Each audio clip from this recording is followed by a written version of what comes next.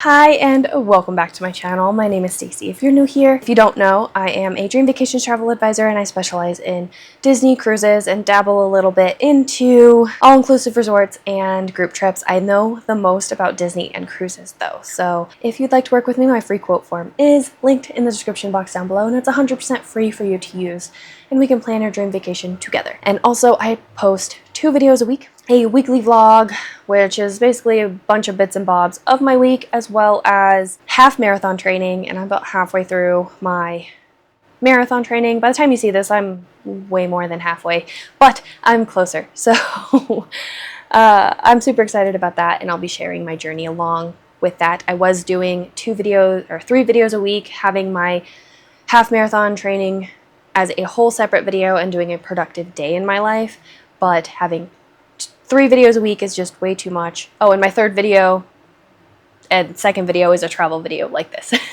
But having 3 videos a week is just way too complicated, too much work.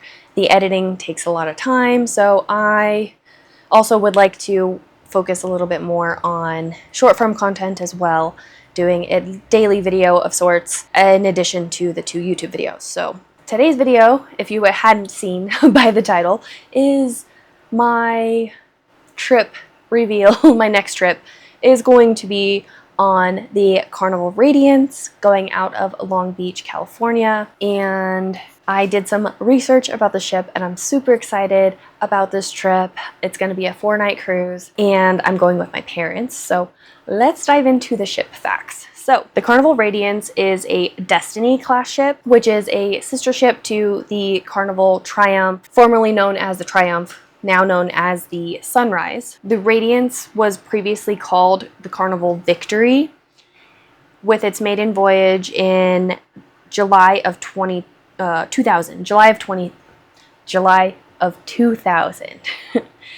from Florida, and then it went out of service from March of 2020 through 2021 and went under a huge, I think a few $1 million refurbishment and returned to service in December of 2021 as the Carnival Radiance. The dry dock, I think, was planned, but also was due to, COVID, things shut down, that kind of thing at the time. So they just took advantage of the timing to rehaul that ship. And from what I've seen on videos, it looks really cool. It's technically a 25-year-old ship, but doesn't quite look that old because it was refurbished. The ship is registered to Panama. I have notes on my iPad, and at double occupancy it can hold 2,764 passengers with a max of 3,470, which means all beds are filled to the max in every single room, including crew. And then the crew is 1,100 crew members, which gives you a 2.5 passengers for every 1 crew member, which is actually a pretty decent crew to passenger ratio. And there are 13 public decks. And so our trip, I'm going with my parents, and it's going to be a 4-night trip from Long Beach to Catalina Island to Ensenada, Mexico, and then a sea day back to Long Beach. And we booked an inside cabin, which means I will be in a bunk area. But we were talking about upgrading. I'm not sure if we will or not, but I guess you'll have to stay tuned for that. I know we talked about doing it, I just don't know if it's completed. So stay tuned for that.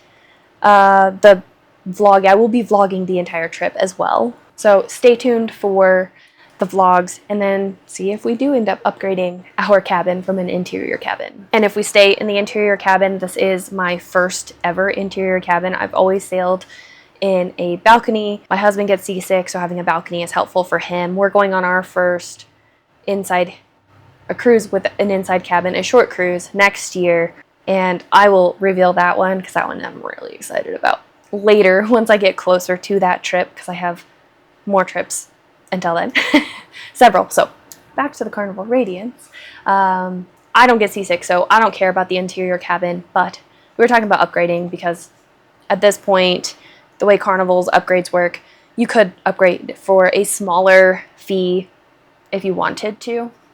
And so we might not. I'm pretty sure we will, but we'll see. Anyway, I'm not going to get a drink package for this trip because it's 4 nights and I just don't want to. I don't drink a lot in my everyday life, and I can easily make coffee good without spending a bunch. I can bring some coffee syrup and then I can use, their coffee. I'll probably put it in the fridge the day before. I'll get some coffee, put it in the fridge, let it get cold, and then I have iced coffee for the next day. So that is what I'm going to do for that. I do enjoy a specialty coffee, but I'm trying to make this as a budget-friendly trip as I possibly can. We will probably bring the 12 packs of soda each that we can bring, and the 1 bottle of wine each as well, just to make it even more budget-friendly. And then for budget purposes, I might preload some cruise cash or bar cash onto our onboard account to use. And that's the budget that I have for drinks, so that I don't have to worry about or think about it too much while I'm on the trip. And then a couple of things that I must do while I'm on board. I need to work out because that is going to be 3 weeks, 2 weeks, 4 weeks, a month out. I think it's a month out from my half marathon. So I will be needing to stick to my routine while I'm on board. So that's a must do because I would like to run this half marathon. And then relax, spend time at the pool, read some books, enjoy the ports, that kind of thing. Nothing super crazy. Here's our itinerary. We live in like the Four Corners area, southwestern Colorado, northwestern New Mexico, generally that area.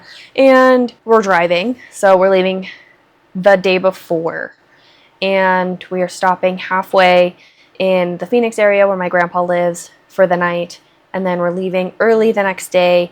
And as of right now, we're estimating we're going to get up early, leave at roughly 5 a.m. so we can get to the port by noon.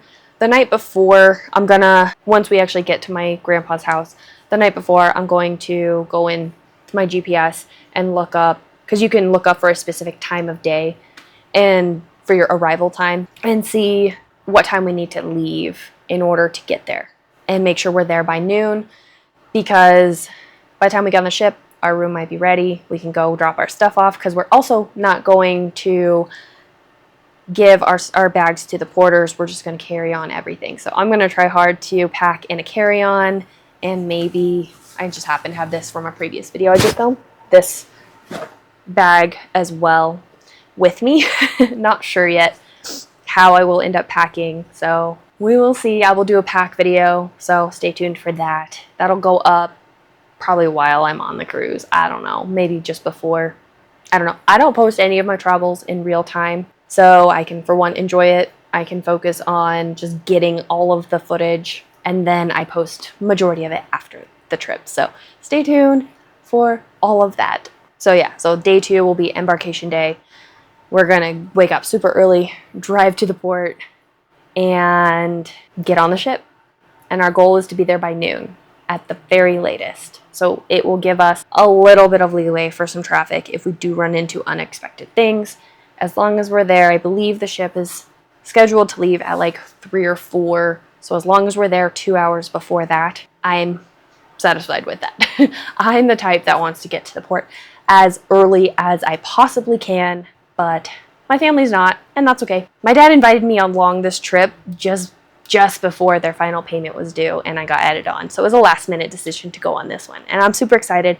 I get to see my grandpa, as well as go on this trip with my parents. Just my parents, so it's just going to be the 3 of us in a cabin. So I'm pretty excited to go on this trip and spend time with them as well. So day 3 will be on Catalina Island. I'm not entirely sure what I'm going to do yet. I'm coming back to this port in a few months after this trip with one of my friends. We're doing a Royal Caribbean out of LA. I think it's San Pedro port, which is literally in the same exact area as the Long Beach port. Anyway, so I'm not sure. I might hop off the ship briefly in Catalina Island, or I might stay on the ship. I'm going to look and see what the pricing of a day pass to the thermal spa is, and see if I want to do that and maybe spend the day hanging out there during the port day in Catalina Island. So not sure. Or I might just enjoy the pool with less people because people are going to get off the ship. I'm not sure yet. I'm going to kind of play this one by ear. And then the very next day is Ensenada. I want to explore like the little downtown area, which isn't too far from the port. And I've actually already downloaded the map for that area so that I can get over, hang out. I'm gonna bring some local currency, some pesos, so I can get my standard cruise port sticker and magnet from there, and potentially maybe get a drink while I'm in the port or whatever. I don't know, see what my parents are doing and see if they want to join me in that, or maybe they decide to do something else and I just tag along. I'm not sure. I've been to Ensenada once before. It was on a Disney cruise, but we did a wine tasting tour and it was so much fun, and I would absolutely do it again. But I don't really want to spend much money on any excursions for this specific trip. I just want to enjoy a Carnival ship that is not an Excel class ship, because I wasn't a huge fan of the Carnival Celebration I was on back in April, May-ish. I will leave that playlist down below. And then my Carnival review, it's like very long. I was very chatty. I had a lot to say about all the good things and the things I didn't like about the ship. And it was just mostly ship design I didn't like, and that's just a personal preference. There's nothing wrong with it. But I am excited to enjoy a different Carnival ship that's slightly smaller and has a completely different layout. And just from some ship tours I've seen, I'm gonna like this layout a lot better. However, I did think I was gonna like the Carnival Celebration a lot based on ship tours I had seen online. So I am not gonna base my opinion just on videos I've seen.